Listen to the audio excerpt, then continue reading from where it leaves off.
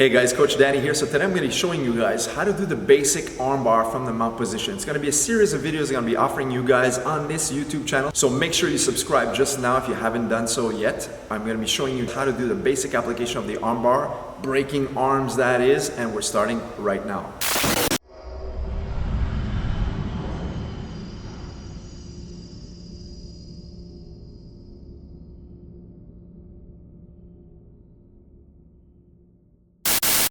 So the mount position for you guys out there is basically I'm on top of my opponent with my knees on each side. My hands could be placed on the floor as such. And one of the most common reactions from the person being stuck underneath the mount position will be to push forward onto my chest as such. Okay, so once I'm here and I feel the person's pushing upwards, that gives me the perfect opportunity to do the arm lock. So I'm gonna place my foot here and fall into this position. All right, guys. In this first segment, I want to teach you guys some of the most important details in holding the armbar from the mount, okay? So some of the most important things to remember is having your knees clinched in together. Also having heavy feet over his face, as well as keeping my hips tight against his arm. Right? I want to make sure that I pull my legs tight. So knees in, foot tight, legs heavy, okay?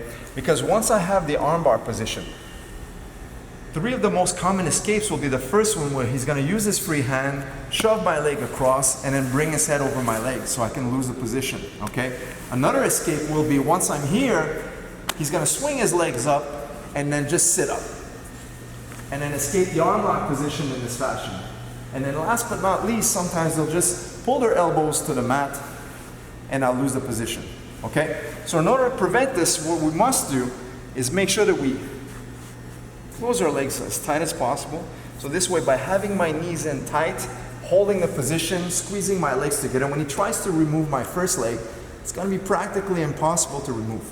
Okay? On the second escape, when he tries to swing up, if my feet is heavy on the mat, it's going to be keeping my partner down and flat. Okay? And last but not least, my feet is going to be using the floor as traction to kick my heel towards his head. What this does is it brings everything super tight. Now, I want to connect, make sure to connect your hip behind his tricep and shoulder area. So once you're here, when he tries to bring his elbow to the mat, there's no more space, okay? Now, one important thing to remember, guys, is always look at the position of his thumb. As you notice here right now, his thumb is towards the ceiling. What this does, it ensures that the elbow joint is locked in the position you want when you're going to use the arm lock. Okay, now if his elbow is pointed downwards, all I'm going to be doing is bridging and bending his arm.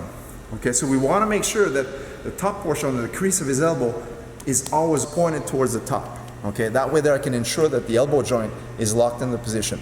So let's keep it basic and understand that the arm bar is basically a hyperextension of his elbow joint. Okay, so in order to keep position, I'm going to use one and two hands onto his wrist to sink the arm bar in position. Now I want you guys at home, when you're practicing the arm bar, to make sure that you keep a little bit of distance from the wrist to your chest. Don't bring it all the way down just yet, because I want you guys to focus on the three most important positioning of your feet. So we're going to keep our wrist a little bit above our chest, so that way that we remove the tension from the elbow, while my partner uses a couple of seconds to try to remove the leg, sit up, as well as try to bring his elbow to the mat. Once you understand that, I want you guys to release and work it on the opposite arm. Then it's time to make sure the wrist is aligned, and then you bring it a little bit tighter, and you go super slow. Super slow, guys. It's very important when you're practicing at home. If you've never done jiu-jitsu before, we got to make sure that we go slowly into the arm lock. Because from here, if you start bridging up and applying deep pressure on the elbow, you'll get your partner injured. Okay, so the slower you go, the less chances of accidents. So it's very important to have good control, especially if it's your first time trying the arm lock. When you're ready? When you're ready. You ready? Yep. I'm ready. Are you ready? You're ready? I am. Eric, are you ready? Yep. So I did name bloopers. You're not ready? Okay. You ready? I'm ready. You ready? Thumbs up if you're ready. And last but not least, guys, make sure that your partner understands this important concept. Is every time you're applying a submission hold, whether it's the arm lock or any other submission in jiu-jitsu, that when you're going slowly applying pressure, watch his opposite hand, he's gonna give me a tap, right? So once he's here, he's tapping onto my leg to let me know, signaling that the armbar is working. Okay, so that way there we can prevent any accidents by going super smooth into position, making sure that he gets the armbar.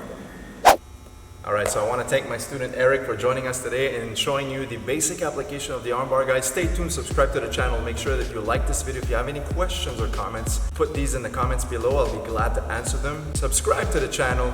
You'll get to see the latest videos. I'm going to be doing a consecutive set of videos on how to set up the armbar, how to get the armbar in the most advanced fashions with the gi in the upcoming segments. In the meantime, guys, keep practicing hard. I'll see you in the next video. Take care, guys.